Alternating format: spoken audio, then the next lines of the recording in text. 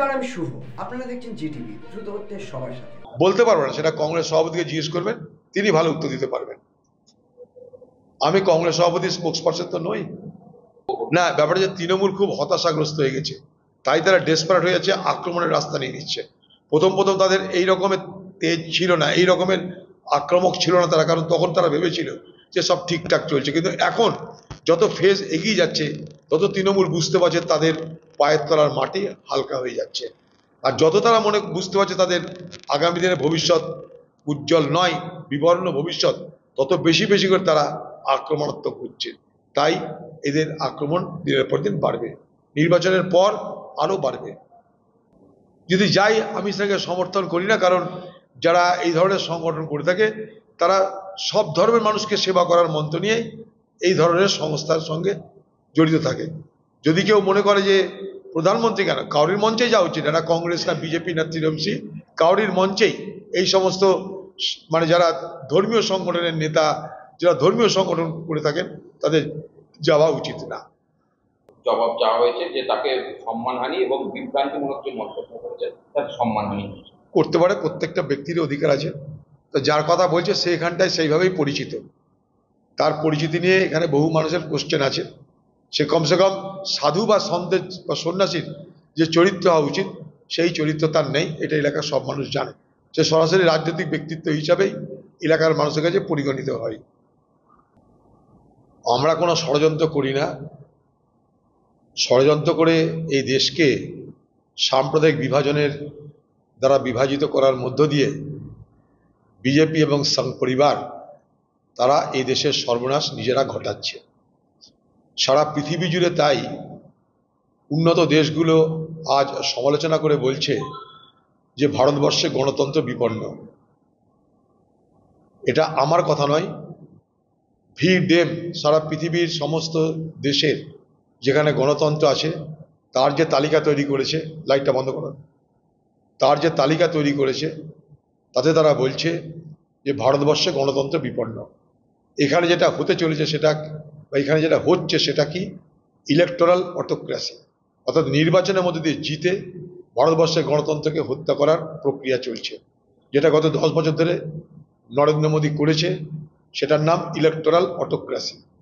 আগামী দিনে আমরা ভারতবর্ষের গণতন্ত্রকে খতম হতে দেব না, এই লক্ষ্যেই আমরা ইন্ডিয়া জোট বেঁধে মোদীর বিরোধিতা এবং বিজেপির বিরোধিতা করছি। সেই বিরোধিতাতে মোদী হয়তো ঘাবড়ে যেতে পারে, মোদীর হয়তো হতাশা বাড়তে পারে, সেটা তার ব্যাপার। কংগ্রেস স্বাধীনতার আগে স্বাধীনতার পরে দেশের জন্য কি করেছে তার ইতিহাস নরেন্দ্র মোদী যদি পড়তো তাহলে কংগ্রেসের প্রতি তার শ্রদ্ধা থাকতো, কিন্তু সেটা তিনি পড়লেও বিকৃত করে পড়েছেন। তাই শ্রদ্ধার জায়গায় কংগ্রেসের প্রতি তার ঘৃণা তৈরি হয়েছে, এবং এই ঘৃণা তিনি যেটা নিজে পোষণ করেন সেটা ভারতবর্ষের মানুষের মধ্যে সেই কংগ্রেসের প্রতি ঘৃণাকে তিনি প্রথিত করতে চাইছেন, ঢোকাতে চাইছেন।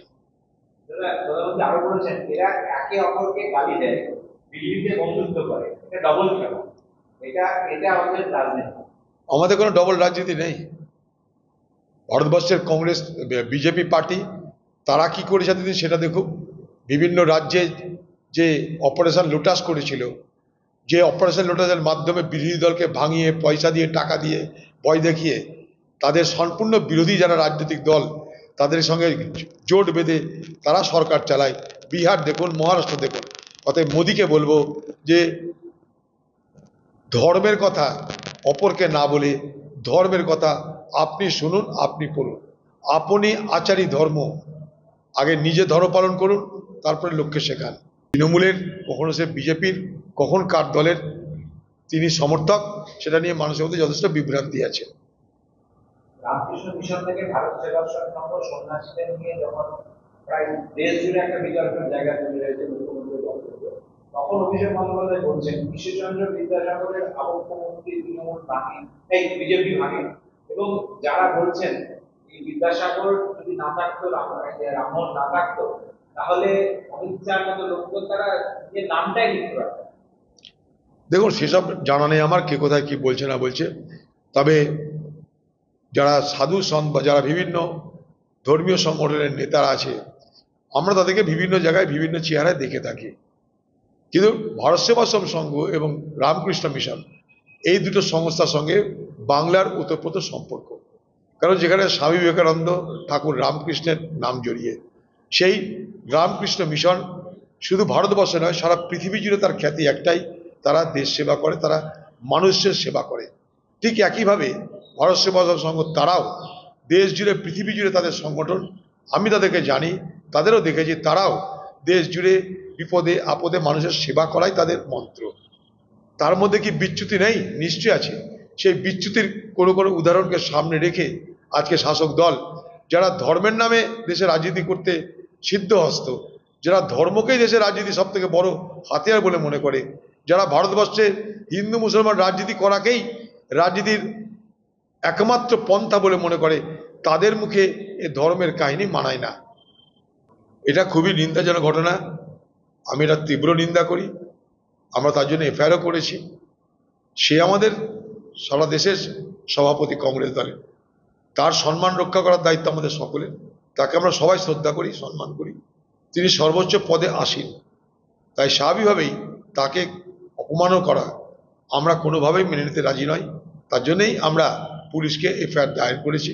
হতে পারে এই সুযোগে আমাদের পশ্চিমবঙ্গের যারা বিরোধী দল বা যারা সরকারি দল বা যারা সরকার বিরোধী দল, উভয়েরই ইচ্ছা থাকতে পারে যে কংগ্রেসের মধ্যে আরও বেশি জটিলতা বাড়িয়ে দাও, সেই জটিলতা বাড়ানোর চেষ্টা করতে পারে। কিন্তু কংগ্রেস কর্মী হিসাবে এই এলাকার সর্বস্তরের কংগ্রেসকে আমি জানি, তারা কখনো রাজনৈতিক শৃঙ্খলার বাইরে গিয়ে তাদের নেতা তাকে অপমান করতে পারে না। মল্লিকার্জুন খাড়গে সর্বভারতীয় কংগ্রেস দলের সভাপতি, তাকে আমরা কেউ শ্রদ্ধা করতে পারি নিশ্চয়ই, তাকে কেউ আমরা অবমাননা করতে পারি না। কংগ্রেসের যে কোনো কর্মীর কাছে এটা খুব দুঃখজনক, আমার কাছেও দুঃখজনক। হয়তো হতে পারে যে মানে ভোলা জলে মাছ ধরে কংগ্রেস কর্মীদের মধ্যে বিভ্রান্তি তৈরি করার জন্য বিজেপি, টিএমসি তাদের কোনো চক্রান্ত থাকতে পারে। যারই চক্রান্ত থাক, প্রশাসন সেটাকে তদন্ত করে দেখুক, এটাই আমাদের বক্তব্য। सबसे ज्यादा हिंदुस्तान के सारे जो धर्म संगठन है, धर्मीय संस्था है, सारे मोदी जी अपनी इशारे पे चलाना चाहते हैं, सब जानते हैं।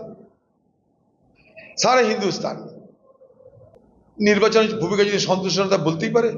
আমরা তো অনেক জায়গায় নির্বাচনের ভূমিকা নিয়ে সন্তুষ্ট ছিলাম না, আমরাও বলেছি সর্বোচ্চ স্তরে।